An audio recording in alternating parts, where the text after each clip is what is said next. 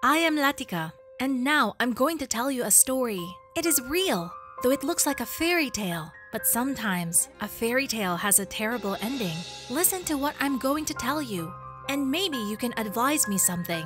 And it's not as terrible as I think it is. So, meet Arjun, my most faithful friend who we've been friends with since we were in diapers. We grew up together, shared toys and food, which was always not enough. We live in the slums in small shacks. And we were never bored together. My parents could barely make ends meet, so we could only dream of going to school. You need proper clothes and shoes, which is a luxury unheard of in the slums of Mumbai. My mother taught us to read and count, and Arjun and I absorbed every new knowledge. Even though we knew that we would never get a real education, we were poor, and there was no way to change that. Arjun had a passion for drawing since childhood. He could sit for long periods of time between our huts and draw everything he saw. Houses, sky, trees, no matter what he had in his hands at the time, a stone, a stick, or nothing. He grew and drew more and more interestingly. By the time he was 14, he had learned to draw real portraits, and the first one to pose for him was, of course, me. Then, my mother, a cat that roamed the slums. And every painting was incredibly beautiful. Arjun noticed important details that made the drawing unique. And I kept telling him that he had a talent that needed to be developed. But something happened that made the 14-year-old boy have to look for a job. You'll find out exactly what happened in a minute. But for now, please don't forget to like this video and subscribe to the channel. And make sure you have the bell clicked. Then you'll know when there's a new video coming out on the channel. Unexpectedly for everyone, Arjun's dad, still quite a young man, died. He was working at a construction site. He got sick from the heat, and that was it. The ambulance came too late. Arjun's mother was in a terrible state. She didn't know how she could feed her 4 children alone. Arjun and I stayed up all night, and by morning I had an idea. With the money I had saved over the years, I bought a big scrapbook of paper and pencils, and I dragged Arjun to our promenade, taking the pictures he had drawn with him. There were always a lot of tourists on the waterfront, eager to buy souvenirs and sweets. I sat Arjun with a sketchbook and pencils right on the sidewalk, hung the finished paintings near him, and began to invite tourists. For a small price, Arjun began to paint a portrait for anyone who agreed to pose. It worked. Arjun on the first night brought my mother as much money as she earned by hard work in a week. We cried together with happiness. Soon, Arjun bought me a very beautiful neck jewelry and offered to be his girlfriend. I was happy because I had realized a long time ago that I really liked Arjun. All the days we spent on the waterfront, and in the evenings we dreamed about going to night school. And then Arjun will go to study art, and I will become a doctor. And then we would get married, buy a big house, and never be poor again. One day, in the middle of the day, a gentleman came up to me and Arjun on the pavement, wearing a beautiful snow-white suit and a cane inlaid with precious stones. "Are you the young artist who paints beautiful portraits?" he asked. Arjun nodded in reply. "I am Samir. Come with me. You are a talented boy and I want to teach you." Arjun looked at me hesitantly. I nodded yes. This is your chance. From that moment on, Arjun's life changed. It turned out that Samir was one of the richest people in Mumbai, and he was also an art lover. He hired the best teachers for Arjun, and he didn't fail. Arjun's talent was blossoming. I saw him now only on weekends. He'd come to see me on the sidewalk, and we'd have long chats. I missed him so much. So a couple of months went by, and Arjun began to drift away from me. We started to see each other less often, and I noticed that he had changed. His look, he started looking down on me. And when we met yesterday, Arjun wouldn't even look at me in the eye. I missed him so much. I ran up to him. I hugged him. And he was like a stranger. He said that he was very busy, and he had no time to spend time talking to me. Therefore, In the near future, we will not see each other."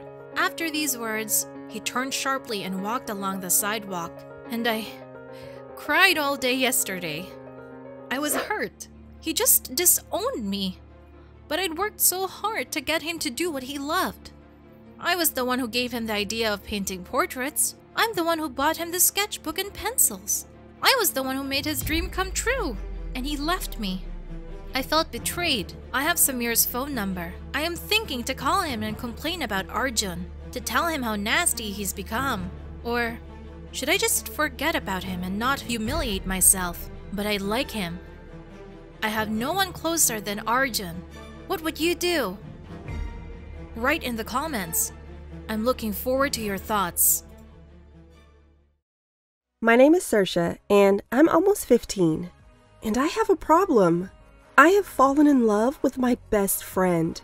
Alex and I have been friends just from the cradle, and until recently, I was sure he was my friend, nothing more.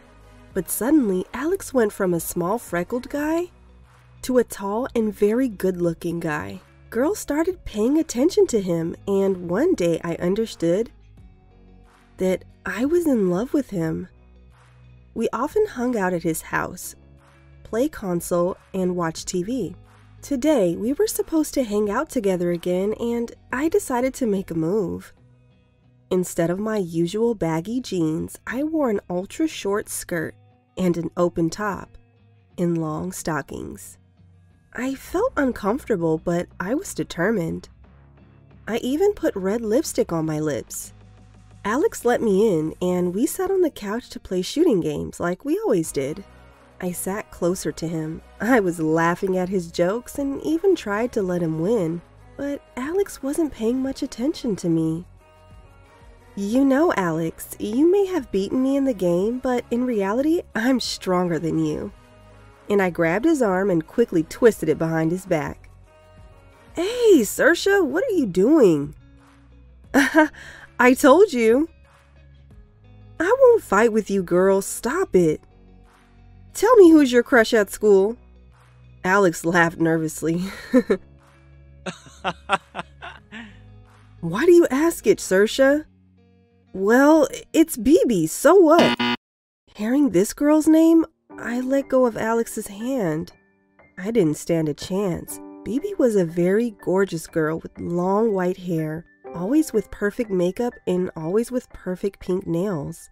She had half the school chasing her, and she has been playing the boys at school how she wanted. We used to go to tennis together, and she'd often brag to me about her next boyfriend. "But Alex, she's a slut!" I blurted it out. "So? I really like her. She's so cool." Alex swallowed.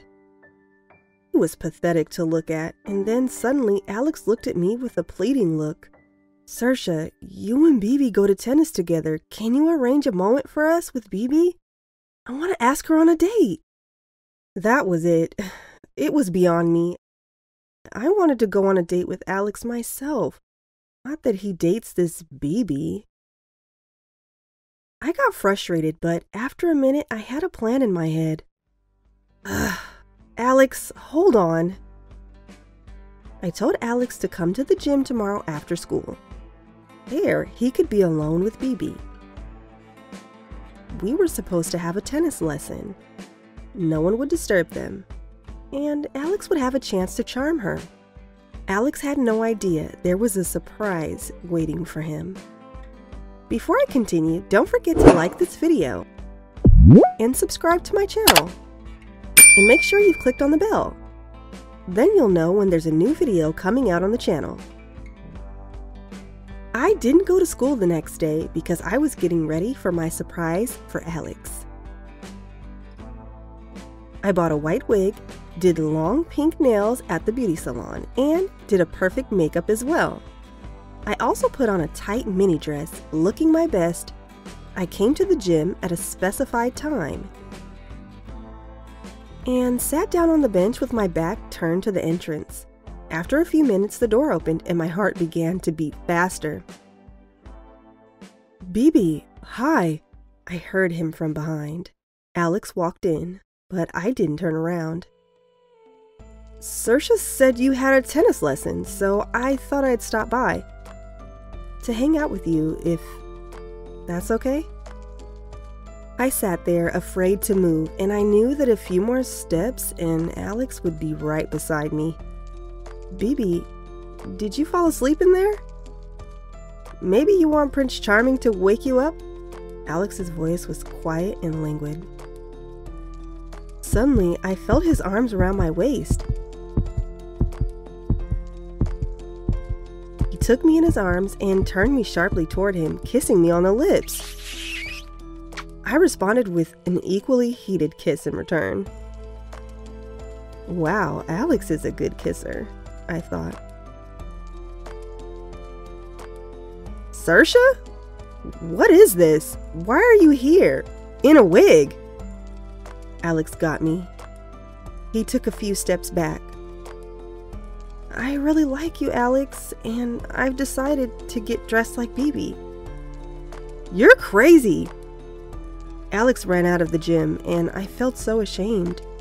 It's been a week, but I don't dare go to school. I called Alex to apologize, and he didn't answer. I realized that I love him, and I want to be with him. Maybe you can give me some advice. I'm looking forward to your thoughts. Please write to me anything you think might help my situation. I would appreciate your help.